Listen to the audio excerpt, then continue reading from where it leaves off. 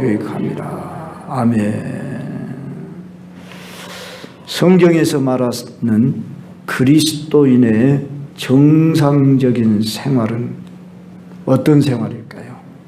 오늘 21절에 이는 내게 사는 것이 그리스도니, 이렇게 바울이 고백합니다. 여기서 그리스도를 닮으라 아닙니다. 그리스도를 모방하라고 했습니까? 아닙니다. 그리스도를 롤 모델로 삼고 본받아 그리스도를 따르라 했습니까? 아닙니다. 내게 사는 것이 그리스도니라고 했습니다. 여러분, 신앙생활 하면서 물론 그리스도를 닮아갑시다, 그리스도를 본받읍시다 이런 말을 종종 듣는데, 그리스도를 닮고 모범하고 본받아 선은 행하는 것은 결코 소용이 없습니다. 감히 이렇게 말할 수밖에 없는 것은, 지금 우리가 성경을 내가 몇 장 읽어야 되겠다, 연초면 뭐 1독 해야 되겠다, 2독 해야 되겠다, 매일 석 장씩을 읽어야겠다, 잘 실천이 되던가요? 또 기도를 내가 적어도 1시간은 해야겠다, 뭐 여러분 나름대로 노력을 하는데, 그렇게 노력해서 잘 되는 분도 있지만 항상 잘 되는 것만은 아니고, 그것이 마치 나를 거룩하게 하고 나를 변화시킬 수 있는 어떤 힘이요 능력이라고 한다면은 성경이 그런 방식으로 우리에게 요구해야 할 것인데, 결코 그런 방식으로 우리가 또한 온전히 살아갈 수 없다는 것을 경험하면서 여러분들이 많이 나 자신에서 실망하다, 안 된다, 할 수 없다, 그리고 일찍이 포기하는 분들도 있을 줄 압니다. 왜 그럴까요? 그것은 내 자신의 생명으로 그 일을 하려고 그러니까, 우리는 결코 내 자신은 한계가 있다는 것을 우리 자신들이 스스로 발견할 수밖에 없습니다. 그래서 하나님께서 우리 주 예수 그리스도를 이 세상에 보내시고 죽게 하신 것은 우리 죄를 속해 주시는 데만 목적이 있는 게 아니라 우리 안에 그리스도의 생명으로 살도록 하기 위함이라는 것입니다. 그래서 오늘 제가 제목을 내게 사는 것이 그리스도니 하는 이 바울의 고백이 여러분의 이제 고백이 되기를 바랍니다.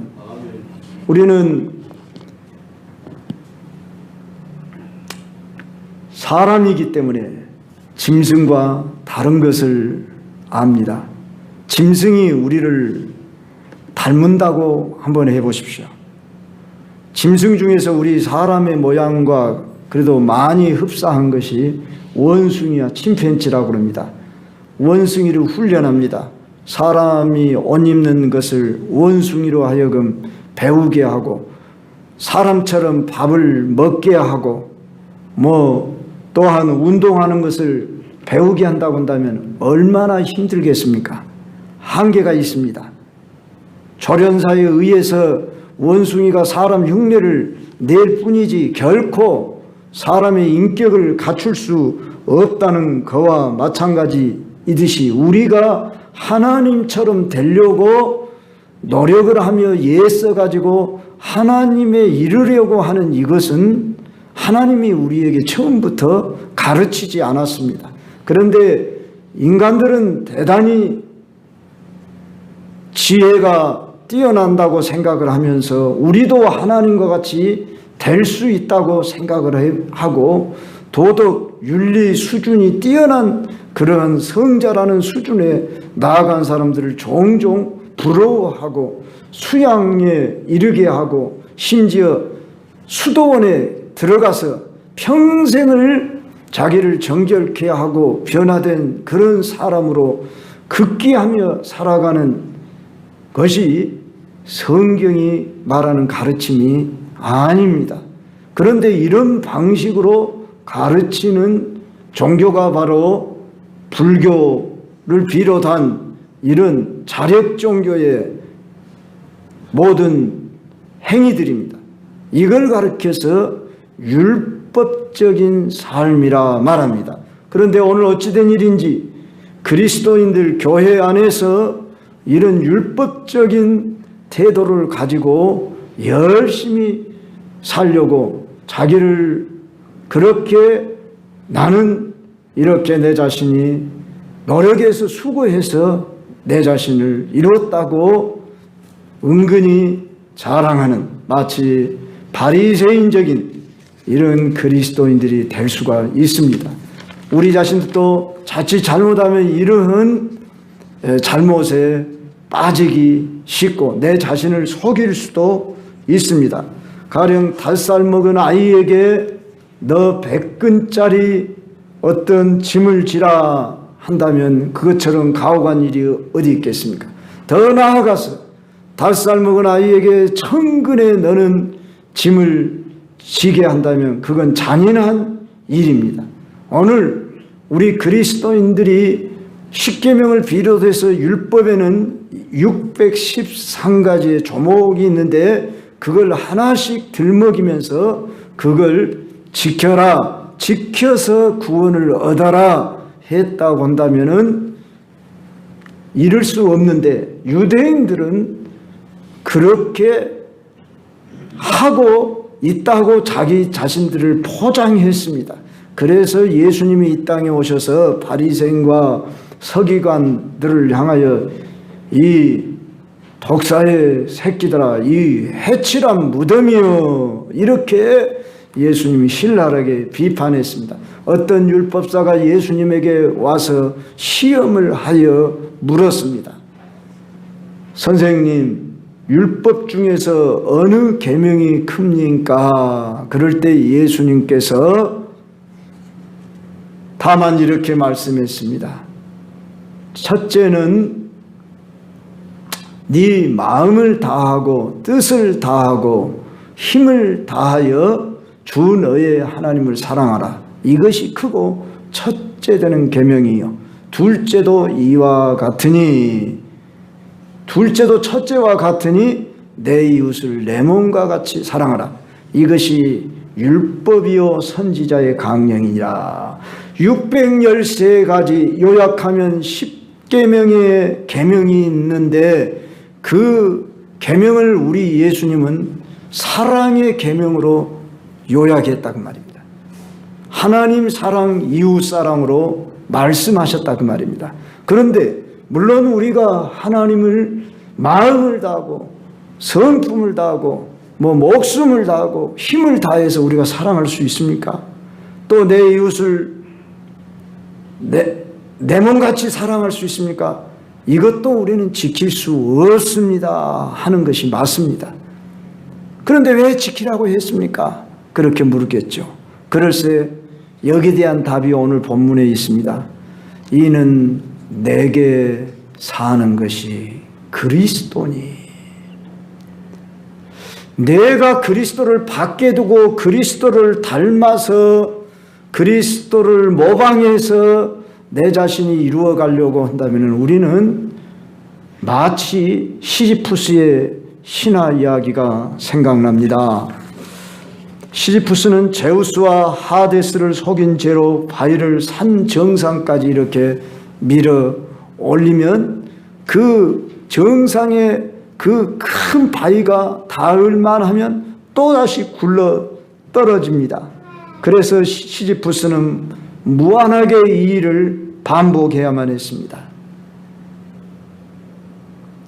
실존 신학자 알베르 까미는 시지푸스의 신화를 통해 인간의 삶이란 무의미하다고 했습니다. 그럼에도 불구하고 견디며 사는 것이 삶이라 이렇게 표현을 했습니다. 마치 우리 인생이 그렇게 할 수 없는 것을 하다가 그냥 포기하는 이런 인생입니까? 성경에서 말하는 하나님이 우리에게 가르칠 때 안 돼도 계속 시도해 보라고 가르치지 않았습니다. 우리가 그러면 어떻게 이 문제를 해결할까요? 저는 마태복음 11장 28절로 30절 말씀을 생각나게 했습니다. 수고하고 무거운 짐진 자들아 다 내게로 오라. 내가 너희를 쉬게 하리라. 나는 마음이 온유하고 겸손하니 나의 멍에를 메고 내게 배우라. 그리하면 너희 마음이 쉼을 얻으니 이는 내 멍에는 쉽고 내 짐은 가벼움이라. 이렇게 말씀했습니다. 여기서 짐은 율법적인 짐이요 죄된 짐을 말하는 거죠.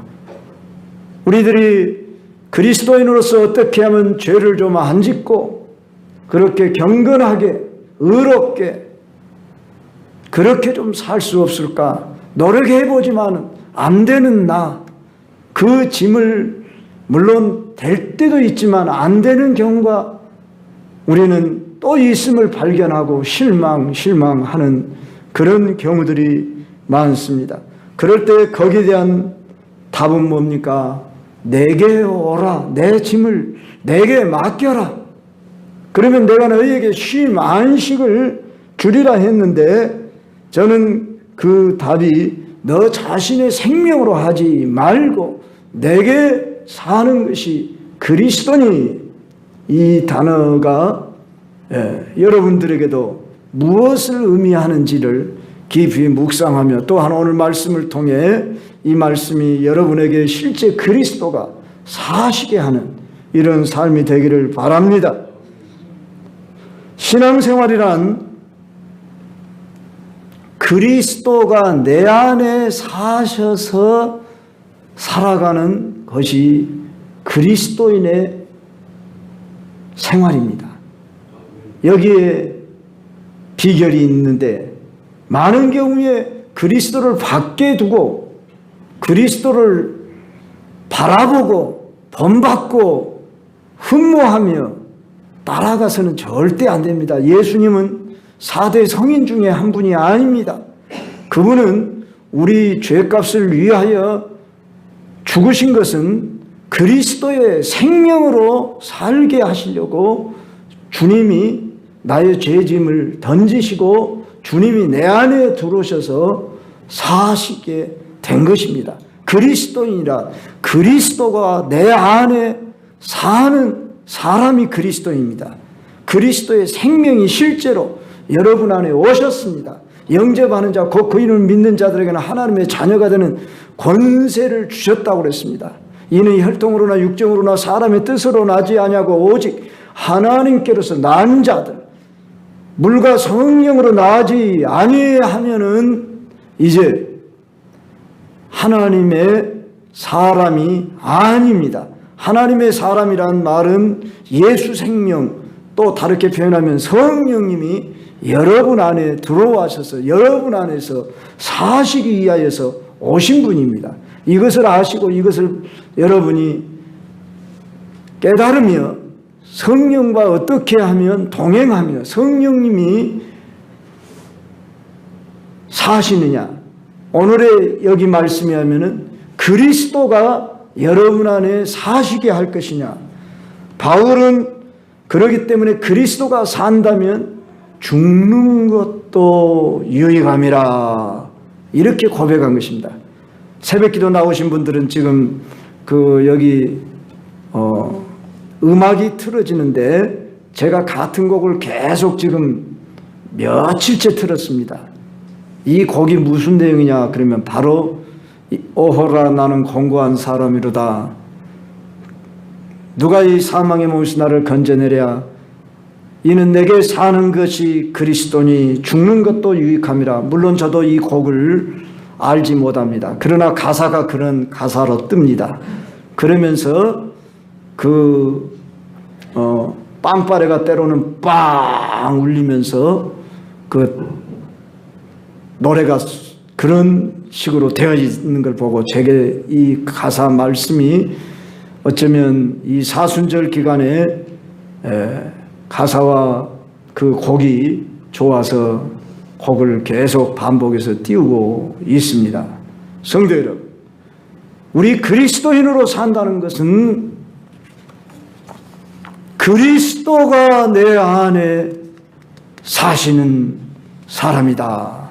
이 사실에 여러분이 정말 새로운 발견을 하시고 이미 발견하셨으면 그리스도가 여러분 안에 사시게 하는 이 비밀을 체험하며 누리며 살아야 하는 것입니다. 어떻게 하면 그리스도가 우리 안에 사시게 하는 삶을 살 수 있을까요? 두 가지로 말씀을 드리는데 그 첫째는 그리스도께 완전히 항복하셔야 됩니다. 신앙생활이라는 것은 나 자신을 그리스도께 온전히 내어 맡김으로 출발합니다. 어린아이가 부모에게 온전히 맡겨야 되잖아요. 맡길 때 이 어린아이는 평안한 삶을 살 수 있습니다. 우리 저기 도윤이가 있습니다. 엄마에게 아빠에게 늘 맡기기 때문에 행복이에요. 그런데 이제 조금 크면 기고 걸음마해요. 그러면서 우리 인간들은 어떠지요? 자기 주장을 하고 자기가 좋아하는 대로 살려고 하는 이러한 과정을 거칩니다. 물론 우리 인생은 하나님이 각자에게 주어진 그 개성을 따라 인격을 주었습니다. 그래서 자기의 인격을 가지고 살아가도록 했습니다. 그러나 죄된 인간인 우리 인생들을 위해서 하나님이 네 안에 내가 살아야 되겠다. 네 안에 주인 되어야겠다. 그러도록 우리 자신을 내어 맡길 때 우리는 승리하는 그리스도인으로 살아갈 수 있다. 그 말이에요. 무엇에 대해 승리한다? 죄를 넉넉히 이기는 삶. 오늘 우리 그리스도인들이 때로 울적해지고 때로 참 마음이 이렇게 내려앉는 까닭은 또 내 자신이 이렇게 죄된 내 모습을 발견하면서 우리 장로님이 오늘 울먹였습니다만 무슨 내용인지는 모르겠습니다만 이런 것들이 우리 속에서 느껴진다고 하는 것이 물론 너무너무 당연한 것이고 또 소망이 있는 것입니다. 우리가 잘못을 하면서도 전혀 죄책감을 느끼지 못하고 뻔뻔하게 살으라 그런 말은 아닙니다. 세상 사람들은 때로는 포장합니다. 물론 제가 세상 사람과 그리스도인들을 분리시키지는 않지만 이제 율법이 없는 사람들, 죄책감이 전혀 없는 사람들은 자기의 잘남으로 자기를 포장하고 심지어 나이가 무슨 죄가 있단 말입니까? 난 죄 없습니다. 남을 해되게 한 적 없습니다. 이렇게 주장하는 분들이 종종 있는 것을 봅니다. 죄가 무엇인지도 모르기 때문에 그럽니다. 그런데 우리에게 이제 생명이 들어왔습니다. 누구의 생명? 하나님의 생명, 예수 그리스도의 그 십자가의 생명을 내어 주심으로 이제는 죄된 나가 예수 그리스도와 함께 십자가에 못 박히고 그리스도의 생명이 내 안에 사십니다. 이렇게 고백하는 사람들이 그리스도입니다. 그런데 우리가 그리스도께 늘 주권을 내어드리고 사는 삶을 산다면 그걸 우리는 성령 충만이라 말합니다. 그러나 우리 그리스도인들이 항상 성령 충만하지 못한 것은 죄된 육성의 본성이 있기 때문에 우리는 그것이 나를 내가 원하는 대로 나의 뜻대로 나의 취미대로 살아가고 싶어하는 이러한 내 자신을 발견합니다. 우리는 그것을 내어 맡길 수 있는 나의 장점도 단점도 선한 것도 나쁜 것도 내가 사랑하는 것도 내가 하기 싫은 것도 다 내어 맡기는 나를 온전히 과거는 지났지만 현재와 미래를 나 온전히 내어 맡깁니다. 이게 바로 그리스도인의 출발로서 시작이 되는 것입니다. 그래서 우리 예수님이 나를 따라오려거든 자기를 부인하고 이렇게 말씀했습니다. 즉 자아 부인, 이걸 자아 파쇄라고 말하는데, 자아에 대해서 나는 완전히 죽었습니다. 그리고 내 자신을 내어 맡기는, 이건 단번에 이루어져야 할 일입니다. 반복되어서 물론 우리가 안 되기 때문에 또 한다는 것은 완전히 내 자신이 내어 맡기지 못했기 때문에 그러는데, 내가 이제라도 늦지 않았습니다. 내가 지금 예수님 수십 년 믿었는데 이제 뭘 내가 예수님께 내어 맡겨요? 아닙니다.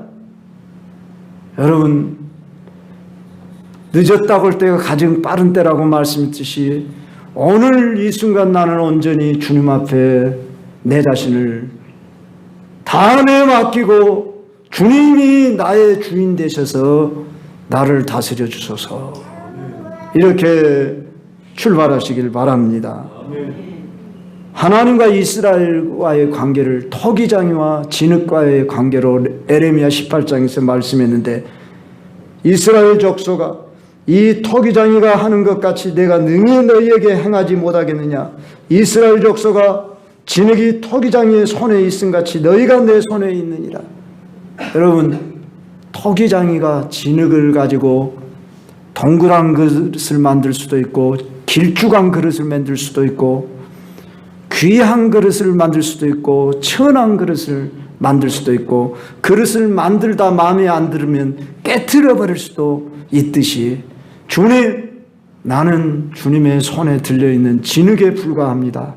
주님이 원하시는 대로 나를 빚어주십시오. 이렇게 고백하며 여러분 자신을, 여러분의 남은 인생을 그렇게 온전히 내어 맡기시길 바랍니다. 둘째는 믿음입니다.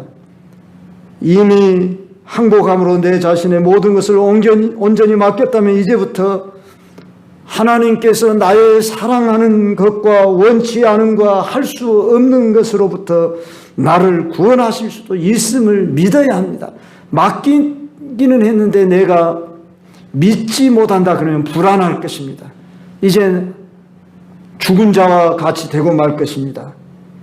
그래서 시편 37편 5절에 보면 내 길을 여호와께 맡기라, 그를 의지하면 그가 이루시고라고 말씀하는데, 여기서 맡기라는 말만 있는 게 아니라 그를 의지하면이라는 말은 의지한다는 것이 믿음을 말하는 것입니다. 우리는 믿음이라는 의지를 드리는 것을 말하는 것입니다. 우리 모든 사람에게는 방법이 없습니다. 우리 자신을 하나님께 맡기고 내 안에 계신 주님이 이루실 것을 믿을 뿐입니다.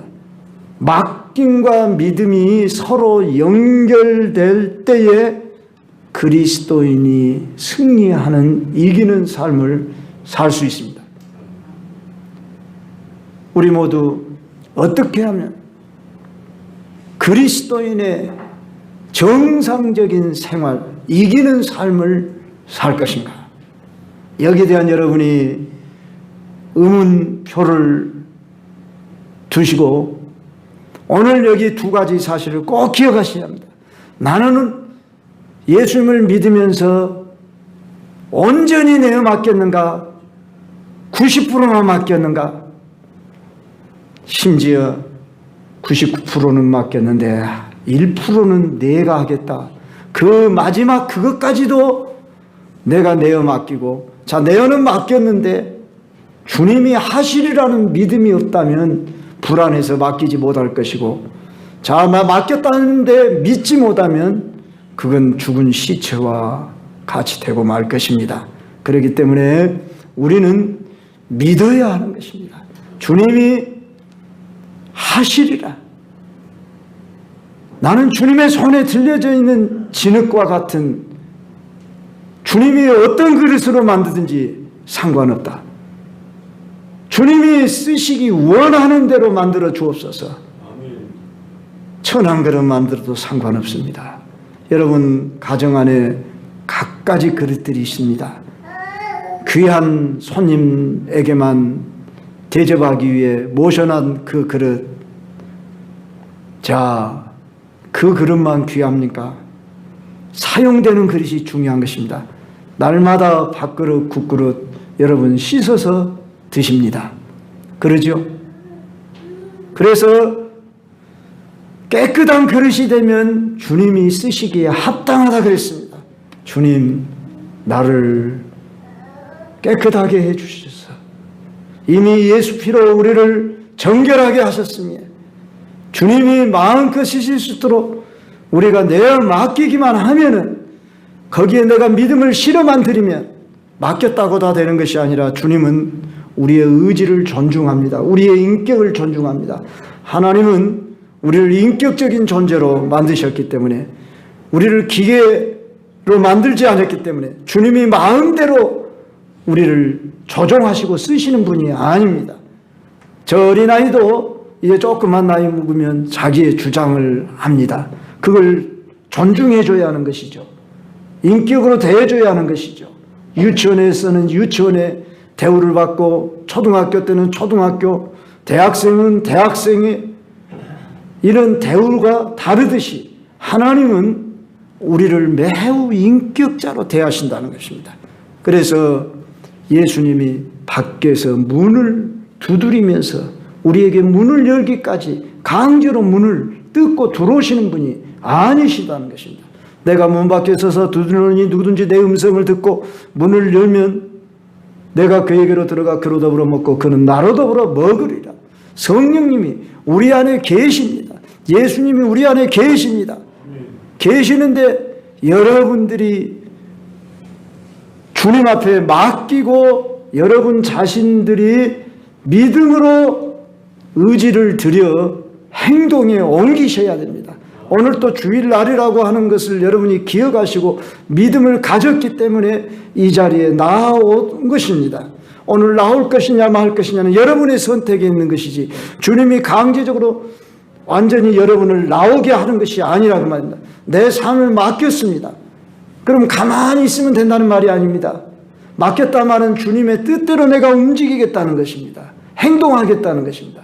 그러면 주님의 음성을 따라서 요구를 따라서 여러분의 믿음으로 행동을 하는 것, 바로 이렇게 되어질 때 이제 여러분은 이기는 삶을 살게 되는 것입니다. 그러면 맡기는 것은 영단번에 이루어진 일이지만 이 믿음은 매번 쓰셔야 할 일입니다.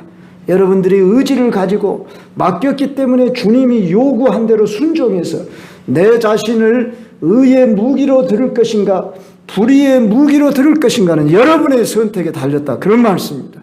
그래서 오늘 또 이 문을 나서게 되면 여러분들은 내가 이 길로 갈 것이냐 저 길로 갈 것이냐 이 일을 할 거냐 말 거냐는 여러분에게 자유를 주시며 선택하게 하십니다. 그리고 그 선택에 따른 책임을 여러분들로 감당하도록 하는 것입니다. 그런데 우리는 할 수 없기 때문에, 연약하기 때문에 내가 네 안에 들어가서 살겠다. 그러므로 바울은 오늘 1장 20절에 나의 간절한 기대와 소망을 따라 아무 일이든지 부끄러워하지 아니하고 지금도 전과 같이 온전히 담대하여 살든지 죽든지 내 몸에서 그리스도가 존귀하게 되려 함이라. 할렐루야. 우리도 이런 소원을 품으시고 소원을 두고 행하게 하신다고 그랬습니다. 그리고 주님이 여러분에게 이런 소원을 주시는 대로 여러분 자신들이 순종해서 여러분 자신에 대해서는 나는 죽었고 그리스도가 내 안에 사심이라. 이는 내게 사는 것이 그리스도니. 저는 언젠가 이 말씀이 제게 매우 내리에 꽂혔습니다. 그래서 제가 대신방 때 어떤 집사님에게 이 말씀을 했더니 노 하시더라고요. 그 말이 무슨 뜻인지 내가 받을 만한 아직 상태가 안 됐는데 제가 그게 직감적으로 느껴져요. 물론 우리 여성도 중에 있는 분은 아닙니다. 여러분, 이는 내게 사는 것이 그리스도니 죽는 것도 유익함이라. 그래 고백할 수 있겠습니까? 나는 그렇게 고백하겠습니다. 그리고 내 자신을 내려놓을 때 참으로 안식이 임합니다. 자유가 임합니다. 세상이 알지 못하는 참된 기쁨이 여러분 안에 영솟음치고 두려움이 사라질 것입니다. 이기는 삶이 여러분 앞에서 전개되길 주의 이름으로 축원합니다.